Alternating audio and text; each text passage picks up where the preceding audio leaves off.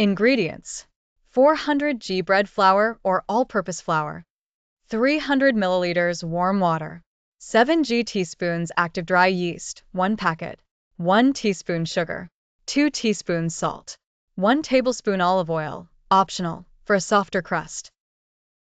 Instructions: activate yeast. In a small bowl, combine warm water, sugar, and yeast. Let it sit for about 5 to 10 minutes until it becomes frothy. This shows that the yeast is active. Mix the dough. In a large bowl, mix flour and salt. Make a well in the center, pour in the yeast mixture, and mix with a wooden spoon or your hands until a sticky dough forms.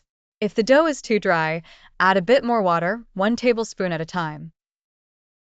Knead the dough. Turn the dough out onto a lightly floured surface.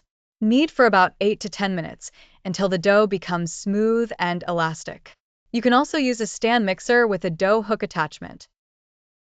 First rise. Place the dough in a lightly greased bowl, cover with a clean kitchen towel or plastic wrap, and let it rise in a warm place for 1 to 1.5 hours, or until it doubles in size. Shape the dough.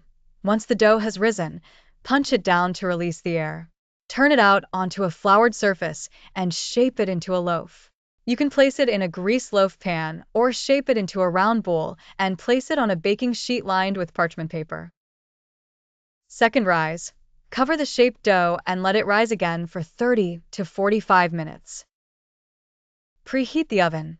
While the dough is rising, preheat your oven to 190 degrees Celsius.